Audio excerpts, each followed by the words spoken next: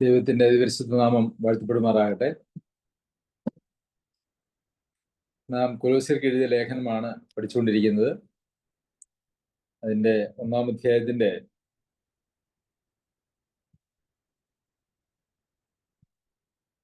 13 വരെയുള്ള വാക്യങ്ങൾ നാം പഠിക്കുകയുണ്ടായി. 1-ാം അധ്യായത്തിന്റെ 13 വരെയുള്ള വാക്യങ്ങൾ നാം പഠിക്കുകയുണ്ടായി. ഇന്ന് തുടർന്നുള്ള വാക്യങ്ങൾ നമുക്ക് പഠിക്കുവാനായിട്ട് സമയമെടുക്കാം. 14-ാമത്തെ വാക്യം, അവനിൽ നമുക്ക് പാപമോചനം എന്ന വീണ്ടെടുപ്പുണ്ട്. കർത്താവായ യേശുക്രിസ്തുവിൽ നമുക്ക് പാപമോചനം എന്ന വീണ്ടെടുപ്പുണ്ട്. ഒരു വിശദീകരണം ആവശ്യമില്ലാത്തതായിട്ടുള്ള ഒരു വാക്യമാണത്. അവൻ അദൃശ്യനായ ദൈവത്തിന്റെ പ്രതിമയും സർവസൃഷ്ടിക്കും ആദ്യജാതനുമാകുന്നു. വളരെയേറെ തെറ്റിദ്ധരിക്കപ്പെട്ടതോ തെറ്റായി പഠിപ്പിക്കപ്പെടുന്നതുമായിട്ടുള്ള ഒരു വാക്യമാണിത്. പ്രത്യേകിച്ച് സർവസൃഷ്ടിക്കും ആദ്യജാതൻ എന്ന് ഉപയോഗിക്കുന്നതായിട്ടുള്ള ആ പ്രയോഗം എന്ന് പറയുന്നു. അവൻ അദൃശ്യനായ ദൈവത്തിന്റെ പ്രതിമയാണ്. ദൈവത്തെ ആരും ഒരു നാളും കണ്ടിട്ടില്ല. എന്നാൽ കർത്താവാണ് പിതാവിനെ നമുക്ക് വെളിപ്പെടുത്തിയിരിക്കുന്നത് എന്ന് നമുക്ക് കാണുവാനായിട്ട് സാധിക്കും. അതിൽ നാം അങ്ങനെ വായിക്കുന്നുണ്ട്.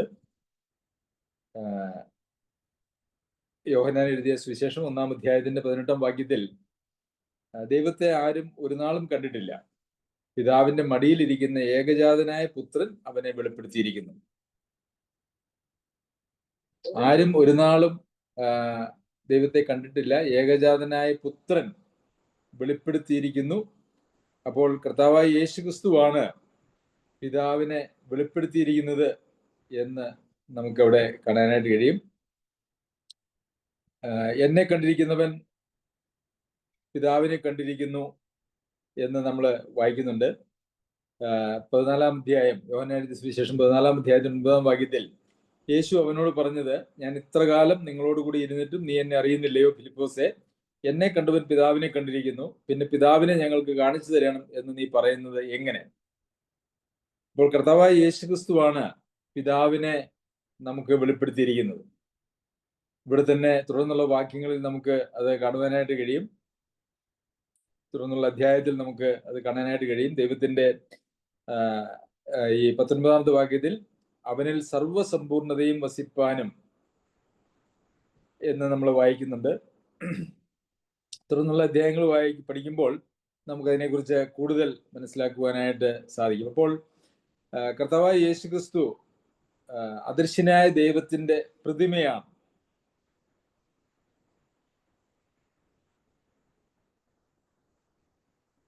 എബ്രായർക്ക് എഴുതിയ ലേഖനം 1-ാം അധ്യായത്തിന്റെ 3-ാം വാക്യത്തിൽ അവൻ അവന്റെ തേജസ്സിന്റെ പ്രഭയും തത്വത്തിന്റെ മുദ്രയും എന്നാണ് കർത്താവിനെ കുറിച്ച് പറഞ്ഞിരിക്കുന്നത്. തേജസ്സിന്റെ പ്രഭയും തത്വത്തിന്റെ മുദ്രയും.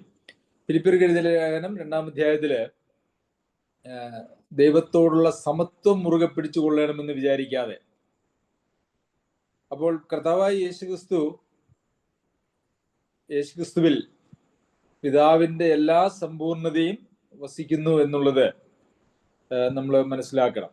അങ്ങനെ പിതാവിന്റെ എല്ലാ സമ്പൂർണതയും കർത്താവായ യേശുക്രിസ്തുവിൽ വസിക്കുന്നില്ല എങ്കിൽ ഈ പാപമോചനം എന്ന വീണ്ടെടുപ്പ്, അതായത് മനുഷ്യന്റെ പാപത്തിന് വേണ്ടിയുള്ള പരിഹാരമായിട്ട് ഒരിക്കലും കർത്താവിനെ തീരുവാനായിട്ട് കഴിയുകയില്ല. കേവലം ഒരു മനുഷ്യനാണ് അല്ലെങ്കിൽ സൃഷ്ടിയാണ് കർത്താവായ യേശുക്രിസ്തു എങ്കിൽ യേശുക്രിസ്തുവിന് ഒരിക്കലും പാപത്തിന് പരിഹാരം വരുത്തുവാനായിട്ട് കഴിയുകയില്ല എന്നുള്ളതാണ് യാഥാർത്ഥ്യം. കാരണം സൃഷ്ടി എന്ന് പറയുമ്പോൾ അത് പരിമിതികൾ ഉള്ളതാണ്. ദൈവമല്ല, ദൈവം ഒരിക്കലും സൃഷ്ടിയല്ല.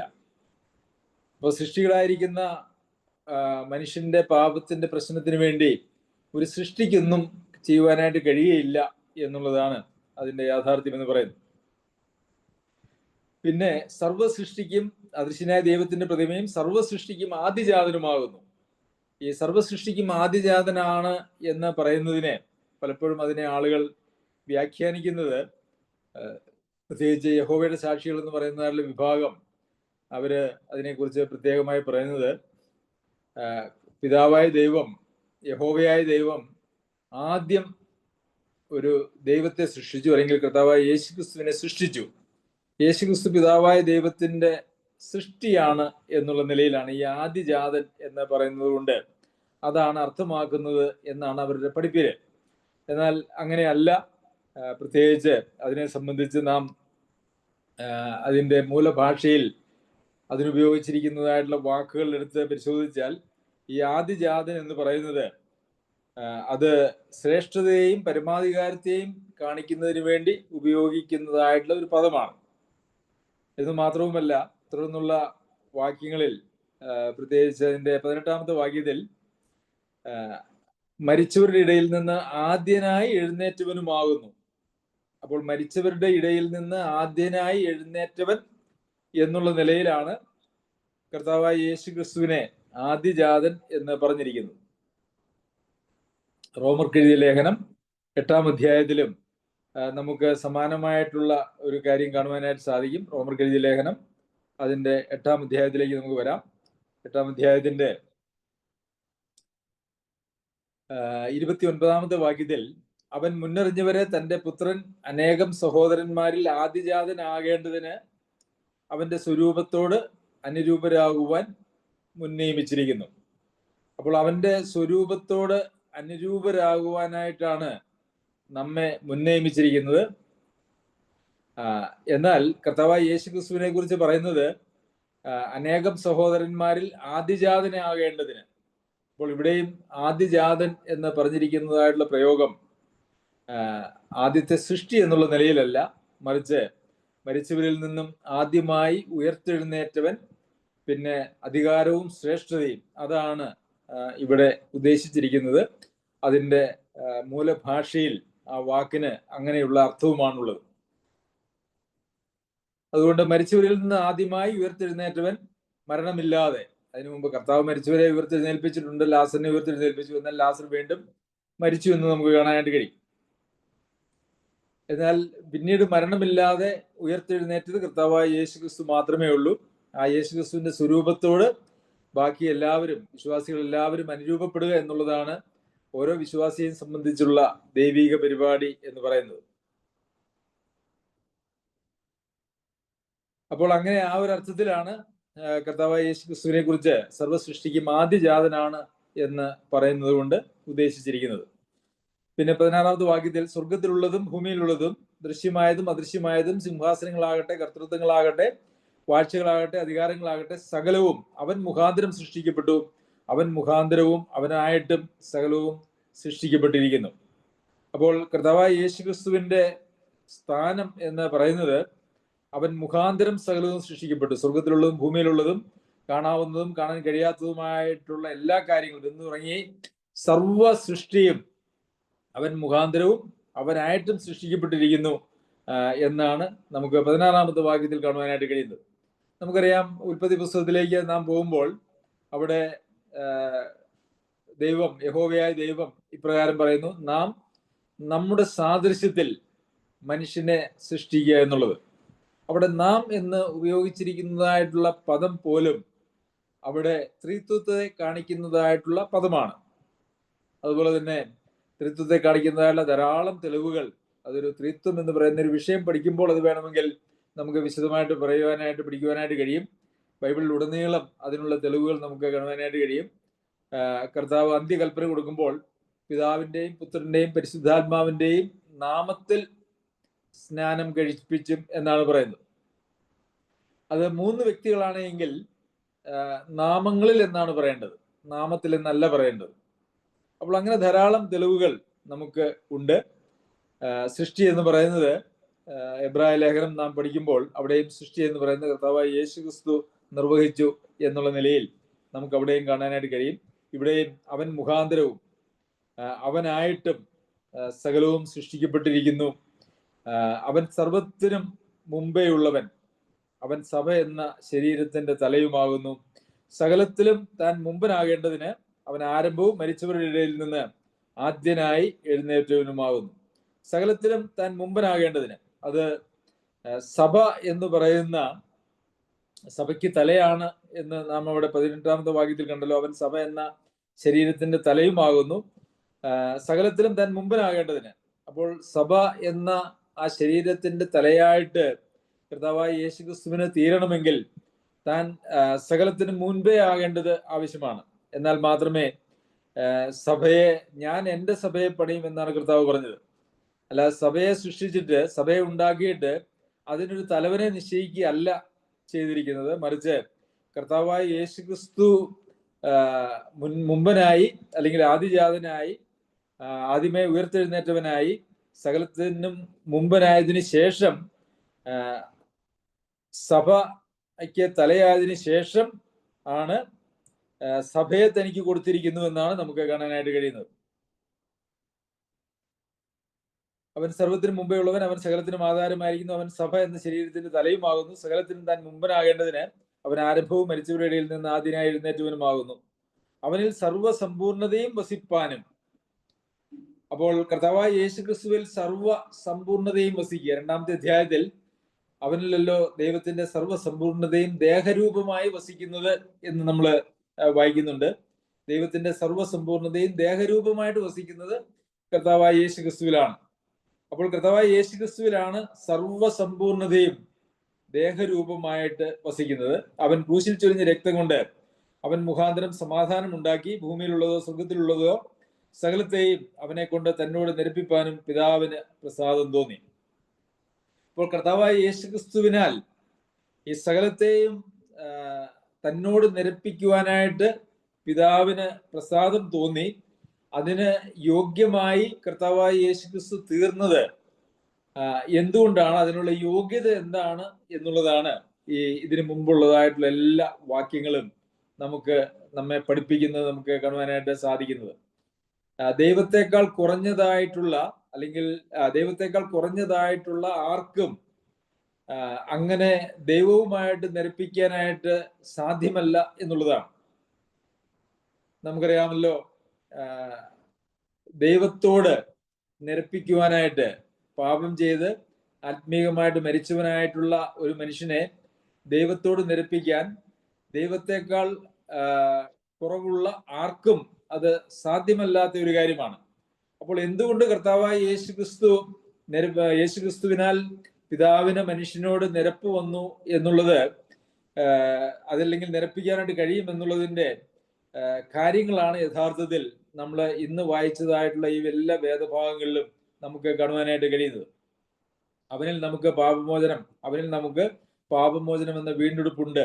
എന്തുകൊണ്ടാണ് കർത്താവായ യേശുക്രിസ്തുവിൽ മുഖാന്തരം, അല്ലെങ്കിൽ യേശുക്രിസ്തുവിലൂടെ മാത്രം നമുക്ക് ആ വീണ്ടെടുപ്പ് ഉളവാകുന്നത് എന്നുള്ളതിന്റെ ഒരു വിശദീകരണമാണ് നാം ഇപ്പോൾ വായിച്ചതായിട്ടുള്ള ഈ വേദഭാഗങ്ങളിലെല്ലാം കാണുവാനായിട്ട് കഴിയുന്നത്.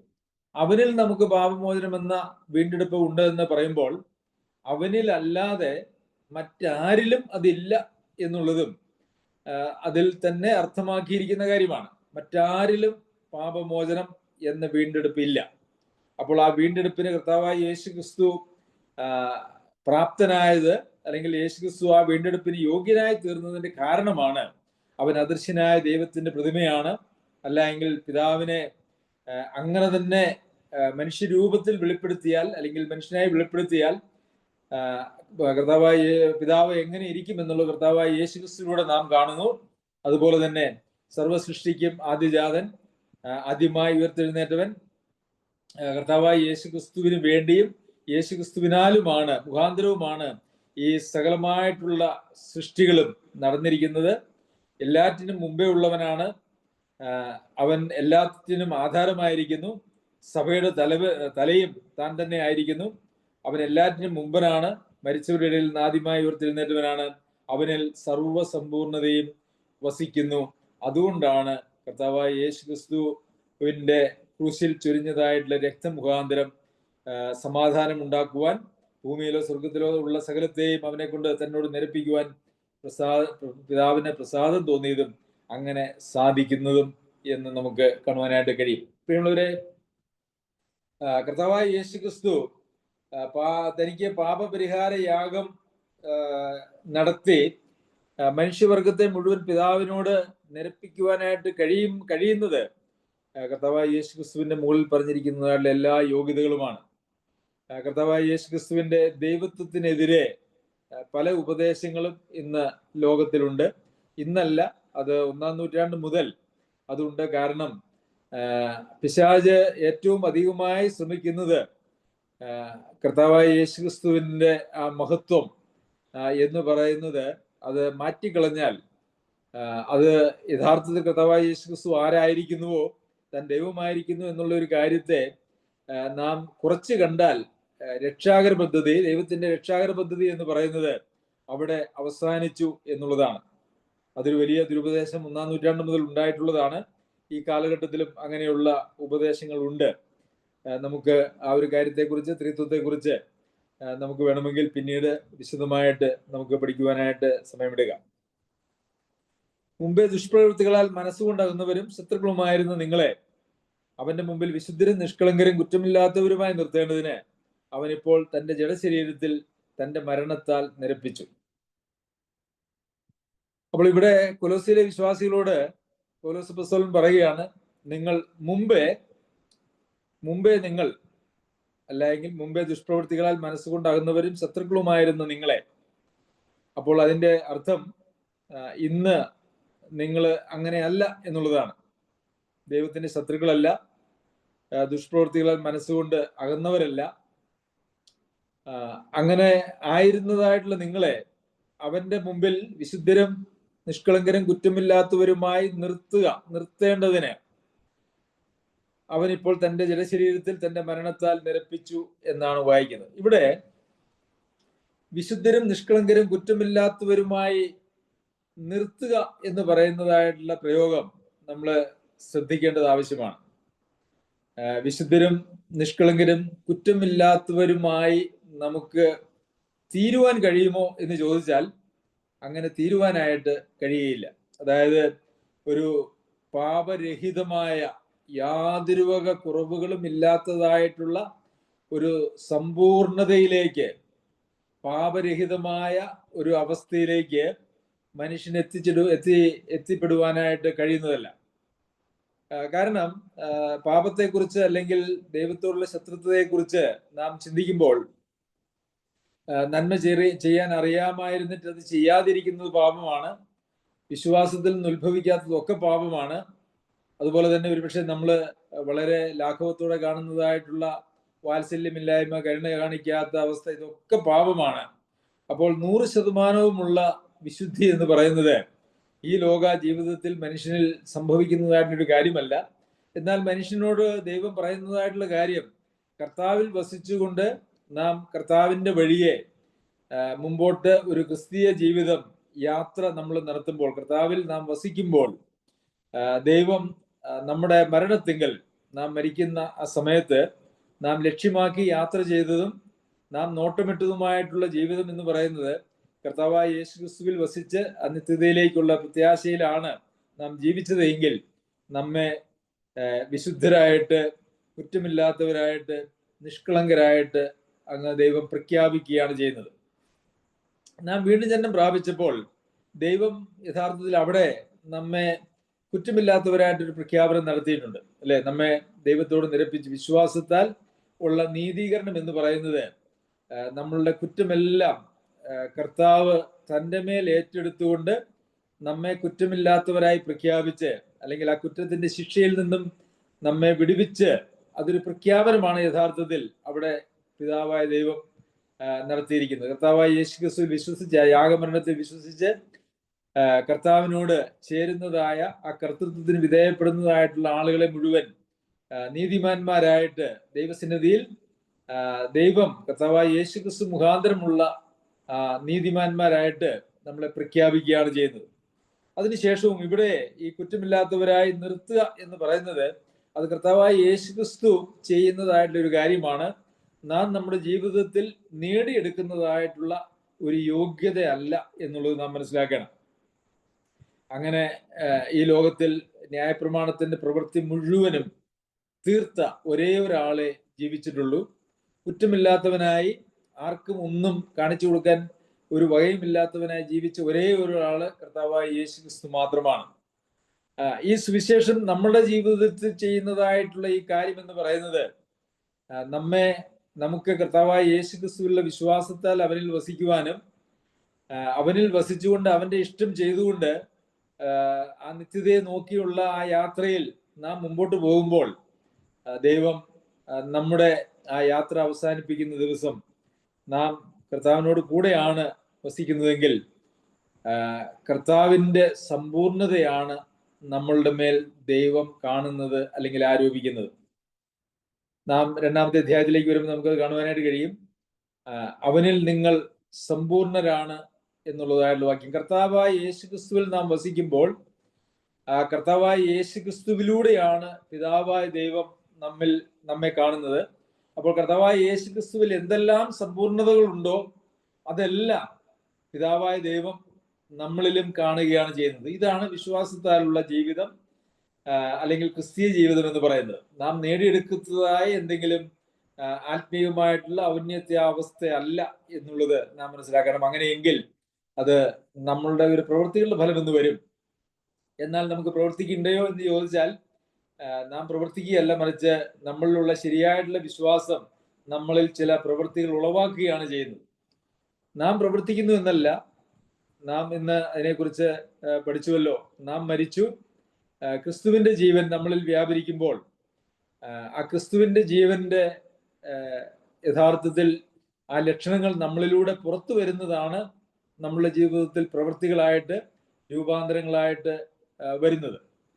അപ്പോൾ അങ്ങനെ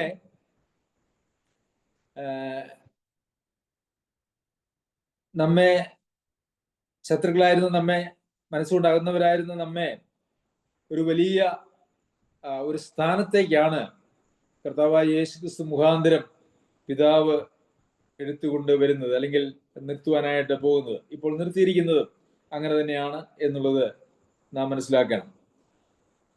അത് തൻ്റെ ജഡശരീരത്തിൽ തൻ്റെ മരണത്താൽ നമ്മെ പിതാവിനോട് നിരപ്പിക്കുകയാണ് ചെയ്തത്. കാരണം ആ ജഡശരീരത്തിലുള്ള മരണത്താലാണ് നാം നേരത്തെ വായിച്ചതായി ഇന്ന് ആരംഭിച്ചതായിട്ടുള്ള ആ ഒരു വാക്യത്തിൽ നാം കണ്ടത്.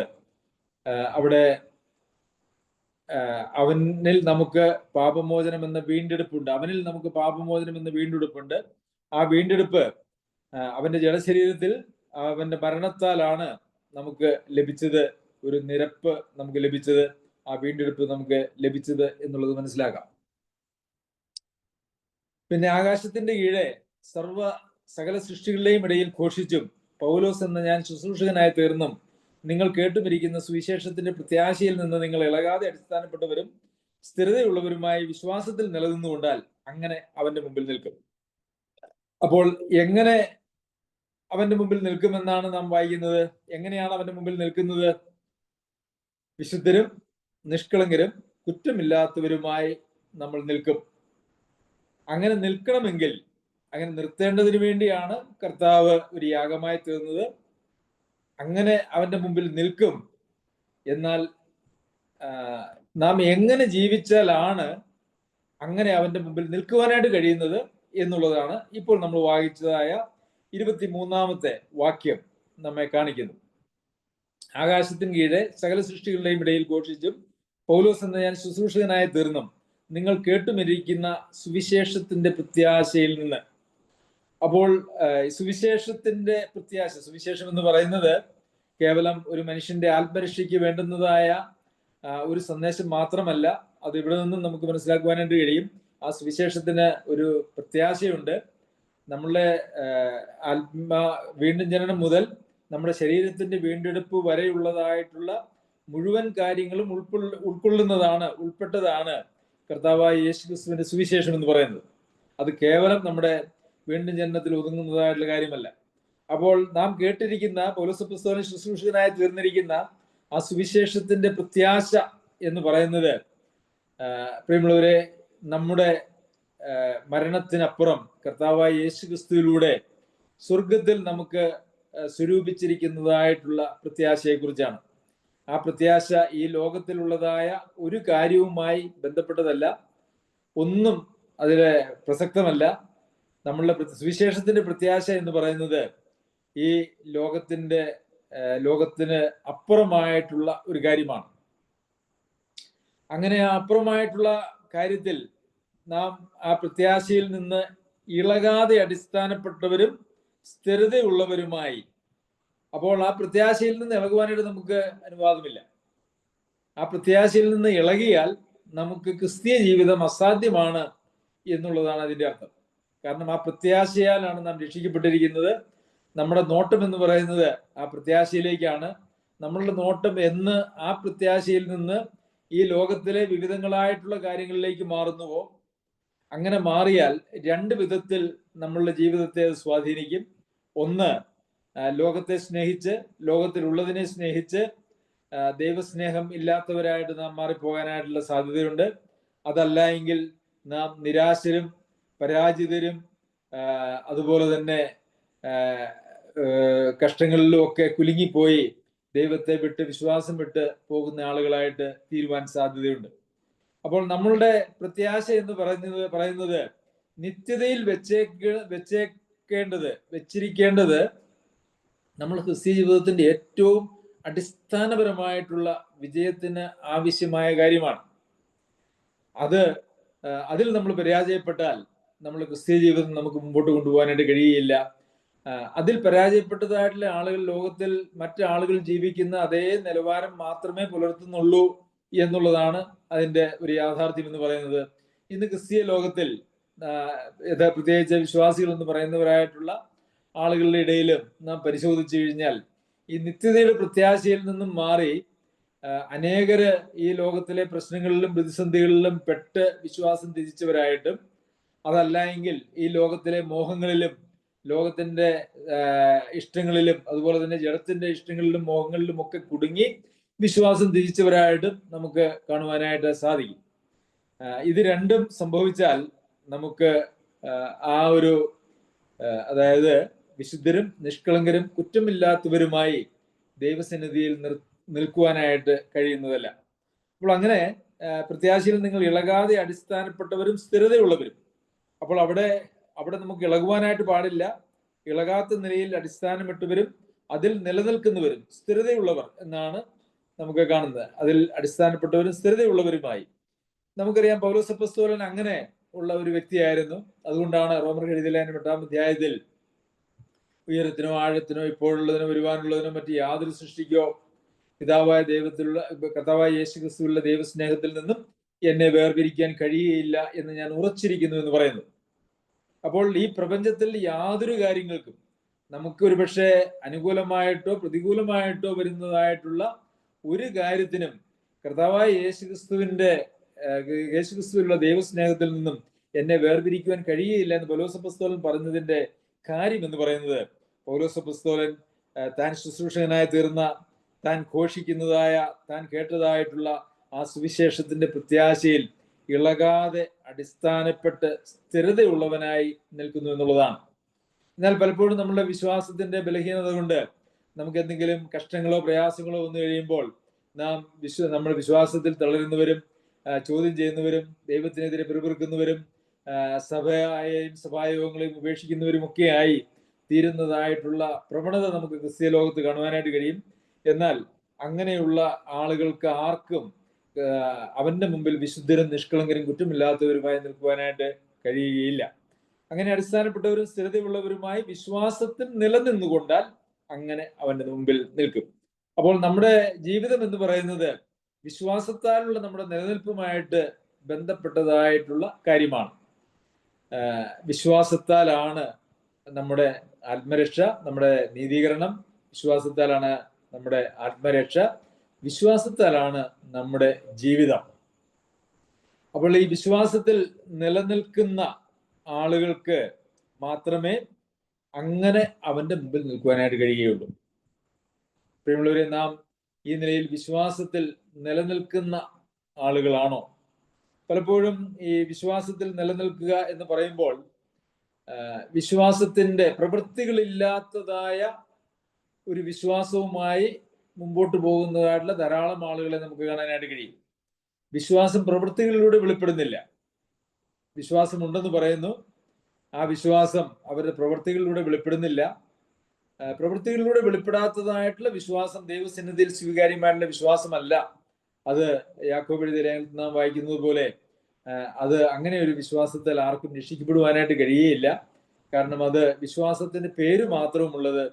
കേവലം അത് നമ്മളുടെ ഉള്ളിലുള്ള ചില അറിവുകൾ മാത്രമാണ് നമുക്ക് പാരമ്പര്യമായി ലഭിച്ചതോ നമ്മുടെ സമൂഹത്തിൽ നിന്നും ഒരുപക്ഷെ നാം പോകുന്നതായിട്ടുള്ള സഭയിലെ പ്രസംഗങ്ങളിൽ നിന്നുമൊക്കെ നാം കേട്ട് നമ്മുടെ ഉള്ളിൽ നമ്മുടെ മനസ്സിലുള്ളതായ ചില താല്പര്യങ്ങൾ അല്ലെങ്കിൽ ബോധ്യങ്ങൾ എന്നുള്ളതിനപ്പുറം നമ്മെ രക്ഷിക്കുന്നതും നമ്മെ നടത്തുന്നതും ദൈവസന്നിധിയിൽ നമ്മെ സ്വീകാര്യരാക്കുന്നതുമായിട്ടുള്ള വിശ്വാസം ആകുവാനായിട്ട് സാധ്യതയില്ല എന്നുള്ളതാണ്. അപ്പോൾ പ്രിയമുള്ളവരെ, നമ്മളുടെ വിശ്വാസം അത് പ്രവൃത്തികളിലൂടെ വെളിപ്പെടേണ്ടത് ആവശ്യമാണ്. കർത്താവായ യേശുക്രിസ്തുവിന്റെ മുമ്പാകെ അല്ലെങ്കിൽ പിതാവിന്റെ മുമ്പാകെ നമ്മെ വിശുദ്ധരും നിഷ്കളങ്കരും കുറ്റമില്ലാത്തവരുമായി നിർത്തുവാനായിട്ടാണ് കർത്താവായ യേശുക്രിസ്തു നമ്മുടെ പാപത്തിന്റെ ശിക്ഷ ഏറ്റെടുത്തുകൊണ്ട് പിതാവായ ദൈവത്തോട് നമ്മെ നിരപ്പിച്ചത്. നമുക്കിന്ന് നമ്മളുടെ ഉത്തരവാദിത്വം എന്ന് പറയുന്നത് ആ സുവിശേഷത്തിന്റെ ഒരു പ്രത്യാശയുണ്ട്. അത് ഈ ലോകത്തിലല്ല. ആ പ്രത്യാശയിൽ നിന്ന് ഇളകാതെ അതിൽ അടിസ്ഥാനപ്പെട്ട് ആ വിശ്വാസത്തിൽ നിലനിന്നാൽ അങ്ങനെ അവന്റെ മുമ്പിൽ നമുക്ക് നിൽക്കുവാനായിട്ട് കഴിയും. അങ്ങനെ നിൽക്കുന്നില്ല എന്ന് വരികിൽ, അതായത് കുറ്റമില്ലാത്തവരും നിഷ്കളങ്കരും വിശുദ്ധരുമായിട്ട് നമുക്ക് അങ്ങനെ നിൽക്കാൻ കഴിയാതെ വരുന്നു എന്ന് വന്നാൽ, അല്ലെങ്കിൽ പിതാവിന് അങ്ങനെ പ്രഖ്യാപിക്കുവാനായിട്ട് കഴിയുന്നില്ല എന്ന് വന്നാൽ, നമുക്ക് നിത്യതയിലേക്കുള്ള പ്രവേശനം എന്ന് പറയുന്നത് ഉണ്ടാവില്ല. കാരണം നിത്യതയിൽ കുറ്റമുള്ളവർക്കും അതുപോലെ തന്നെ വിശുദ്ധരല്ലാത്തവർക്കും നിഷ്കളങ്കരല്ലാത്തവർക്കും കുറ്റമുള്ളവർക്കും ഒരിക്കലും സ്വർഗത്തിൽ നിലനിൽക്കുവാനായിട്ട് കഴിയില്ല. എന്നാൽ അത് കർത്താവിലൂടെ മാത്രമാണ്, വിശ്വാസത്താൽ മാത്രമാണ്. അത് കർത്താവായ യേശുക്രിസ്തു ചെയ്യുന്നതായിട്ടുള്ള ഒരു കാര്യമാണ്. പക്ഷേ ആ പ്രത്യാശയിൽ നിന്ന്, സുവിശേഷത്തിന്റെ പ്രത്യാശയിൽ നിന്ന് നൽകാതെ അടിസ്ഥാനപ്പെട്ടവരായി, സ്ഥിരതയുള്ളവരായി വിശ്വാസത്തിൽ നിലനിൽക്കുവാൻ സർവശക്തനായ ദൈവം നമ്മെ സഹായിക്കട്ടെ. കർത്താവായ യേശുക്രിസ്തു നമ്മുടെ പാപത്തിന് പരിഹാരം വരുത്തുവാൻ കഴിയുന്ന ഒരേ ഒരാളാണ്. മറ്റാർക്കും അത് കഴിയുകയില്ല. അതിനുള്ള കാരണം, അതിന് കർത്താവായ യേശുക്രിസ്തുവിനുള്ള യോഗ്യത ഒക്കെ നമ്മൾ ഇന്ന് കണ്ടു. മനുഷ്യന്റെ വീണ്ടെടുപ്പ് വില ആർക്ക് കൊടുക്കുവാനായിട്ട് കഴിയും? അത് മനുഷ്യർക്ക് ആർക്കും കൊടുക്കാനായിട്ട് കഴിയുകയില്ല. ഒരു സൃഷ്ടിക്കും കഴിയുകയില്ല. ദൈവത്തിന് മാത്രമേ അത് കൊടുത്തു തീർക്കുവാനായിട്ട് കഴിയുള്ളൂ എന്ന് നാം സങ്കീർത്തനങ്ങളിൽ വായിക്കുന്നത് പോലെ ദൈവം തന്നെ നമ്മുടെ പാപത്തിന്റെ അല്ലെങ്കിൽ നമ്മുടെ പ്രാണന്റെ വീണ്ടെടുപ്പ് വില കൊടുത്തു തീർത്ത് നമ്മെ ഇന്ന് നിർത്തിയിരിക്കുകയാണ്. പിതാവിന്റെ സന്നിധിയിൽ നിരപ്പിച്ച് നമ്മെ നിർത്തിയിരിക്കുകയാണ്. നമ്മുടെ ഈ ക്രിസ്ത്യ ജീവിതം ആ നിരപ്പിന്റെ ആ വഴിയിൽ തന്നെ വിശ്വസ്തയോടെ ജീവിക്കുവാൻ സർവശക്തനായ ദൈവം നമ്മെ എല്ലാവരെയും സഹായിക്കട്ടെ. അവന്റെ വിശുദ്ധ നാമം വാഴ്ത്തപ്പെടുമാറാകട്ടെ.